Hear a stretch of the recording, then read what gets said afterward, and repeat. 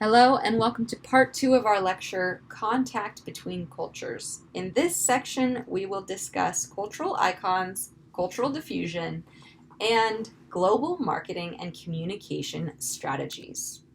Let's first define a cultural icon. So, along with globalization, there is growing familiarity with intercultural icons or recognizable symbols that tend to be idolized by a culture. You can think of things like the Eiffel Tower, the Great Wall of China, or even people that become idolized within a culture. Cultural icons represent widely recognized values, beliefs, and ideas for that culture. And icons can be people, places, objects, or even symbols that have achieved a high level of recognition or popularity within that group. For example, the Statue of Liberty is a cultural icon, a U.S. cultural icon representing life, liberty, the pursuit of happiness, the welcoming of immigrants to our nation. Other cultural icons can include people, for example, Elvis Presley, known as the King of Rock and Roll, TV personality and businesswoman and entrepreneur, Oprah Winfrey. Companies can also be iconic. The Apple symbol, for example, bringing us the iPhone or the MacBook. Symbols like the Hollywood sign. People come from all over to see the Hollywood sign. And some more current cultural icons may include social media stars, like social media star Addison Rae, known for her TikTok videos and music and dance. Speaking of, TikTok has become a US cultural icon. Even though this is a Chinese company, it has now become something that is iconic within the United States. And I just wanted to revisit the difference between cultural icons and a cultural artifact. We did talk about artifacts in chapter 1 of our textbook. An artifact is also an object or item that holds cultural significance, but typically this is more of a historical item or anthropological item.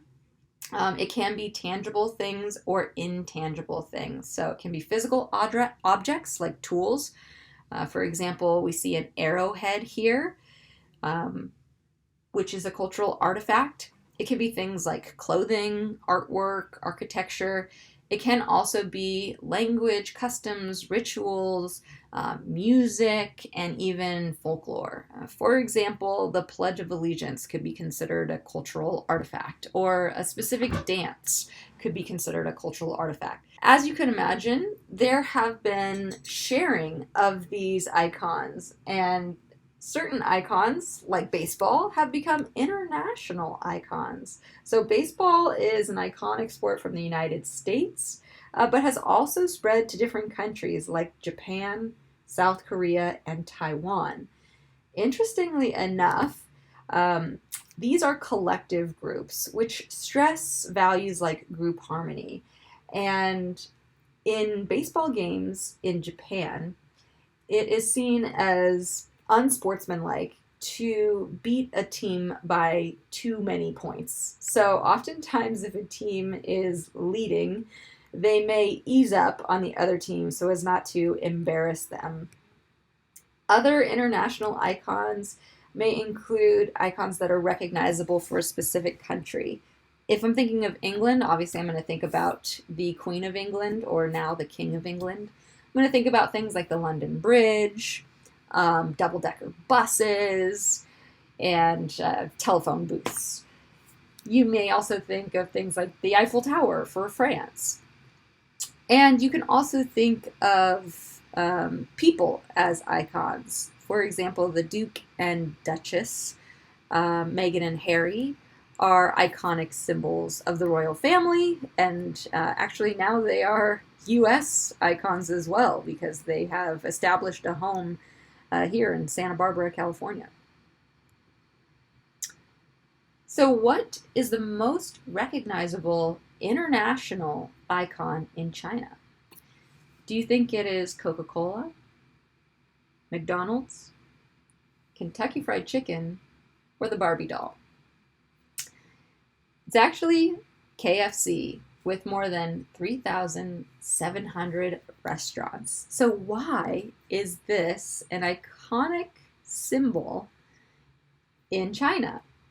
So actually, KFC first opened its restaurant in Beijing's Tiananmen Square, which is like the main square.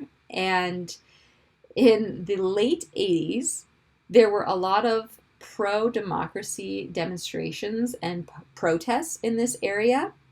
And the KFC was shown on television in the background. And since then, more KFCs have been built in the country, and this has become a very recognizable international icon in the country. Let's talk about Disney, which is a huge international icon. In fact, there are Disneylands all over the world. Disney came out with Euro Disney, a park in France. But when it opened the park, Disney devalued its iconic status. And instead of having Mickey Mouse ears and t-shirts with big Mickeys on them, they had small cafes. They had t-shirts that had small embroidered Mickey or Disney on them. And they tried to make the park close to European culture. When people went there, they didn't like this. They wanted what they saw on television, and what they had heard about was the original park. They wanted big Mickey icons. They wanted finger foods like burgers and chicken fingers and French fries. So Disney had to do a rebrand and reopen the park as Disneyland Paris, with large images of all of their characters and American-style food within the park. So now let's talk about cultural diffusion, or the spread of cultural beliefs and social activities from one group to another. So there are several ways that culture can spread. First, through what we call a change agent. So this is a person or a company who influences innovation of new ideas. Think of Steve Jobs. He would be considered a change agent, somebody who is creative, comes up with new ideas. And then we have what's called opinion leaders. Individuals who give their opinion on an idea or product, usually informally, and then this influences other individuals' attitudes. Opinion leaders can be, for example, like social media personalities. Typically, they're younger, they're educated people, they are people who are willing to take risks, who are familiar with technology.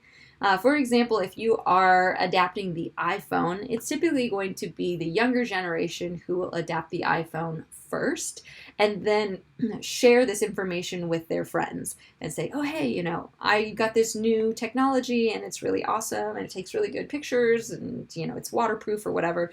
And they share that information, leading to cultural diffusion or spread. So I want to introduce a diffusion model. So this is a product diffusion model. And first we see innovators on the left-hand side. And it's like, wow, there's this shiny new thing, technology, clothing, etc. Then there's what's called early adopters, or people who try out the product early. Of course, we're going to have opposition, people that oppose the product, or chasms. This is quite literally meaning like a gap in something. And then we're going to have a large group of people who are known as early majority, or people who tend to adopt and use the product fairly early. Then we've got a late majority, people noticing this new product and kind of wondering what's going on, maybe thinking that they may want to try it. For example, with the iPhone, my brother is younger than me. He's always purchasing the next iPhone as soon as it comes out. For me, I would be considered a early majority. I usually buy the updated iPhone, but it's not going to be right away. It might be within a year or two. And I would consider my grandmother to be late majority, where she at first was like, I don't need an iPhone. And then she, sees one of her friends who has one, and she says, oh my gosh, well, my friend Peggy has the iPhone, and she's showing me pictures of her grandkids, and now I want a phone with a camera. So she would be considered a late majority. And then, of course, we have what's called laggards, people who are lagging, so to speak, who really aren't interested in this new product or technology. They're pretty happy with the way things are. And they might want to return back to, the products that they know. For example, I want my fax machine back. This is obviously a very old product, but it might be someone who says, I just prefer an old school telephone versus the iPhone. So when it comes to developmental communication, we have what's called the convergence model. So this is a model of marketing based on a criticism of the diffusion model, which says that I'm just going to diffuse or spread this product or cultural belief to other cultures. The convergence model says that communication is a process, and we should consider diversity and other cultural values when we are seeking to market products. So the convergence model says that individuals communicate or converge over time toward a greater degree of mutual agreement. When it comes to marketing of icons or products, it's best to consider this convergence model. For example, McDonald's in India features the Maharaja Mac with 2 all mutton patties, special sauce, lettuce, cheese, pickles, onions on a sesame seed bun. And as you may have guessed, mutton is actually lamb, not beef. And why is this? Well, cows are sacred in India. So most people in India do not eat cow or beef. So the Big Mac was changed to have mutton patties instead. This is a really great example of the convergence model, or coming to this understanding between the two cultures. Additionally, there are dishes called the McCurry pan. A lot of people in India are also vegetarian, so there is this dish, which is an all-vegetarian meal from McDonald's. And finally, another way to adapt the message is to consider the intended culture. So what you should do is localize your thinking, localize the product, and your marketing strategy. Another example from Disney is Disney China. Disney kept their well-known icons the same. Mickey, Minnie, Star Wars characters were all the same. However, they changed their clothing and they changed elements around the park. So they consulted a feng shui expert to place elements in harmony around the park. They also dressed Mickey and Minnie in traditional red clothing. And to familiarize people with the park, they showed TV programs and commercials that had little segments of the park to encourage people to come. So large cultural icons need less modification than less known cultural items. Okay, so in part 1 of our lecture, we discussed the contact zone, effects of globalization and colonialism, how we see colonialism continue today in the form of corporate colonialism. We discussed the difference between a cultural icon and a cultural artifact, the spread of ideas known as cultural diffusion, and how to adapt your message and communication styles for better global marketing practices. If you have any questions about this particular lecture or chapter, please email me.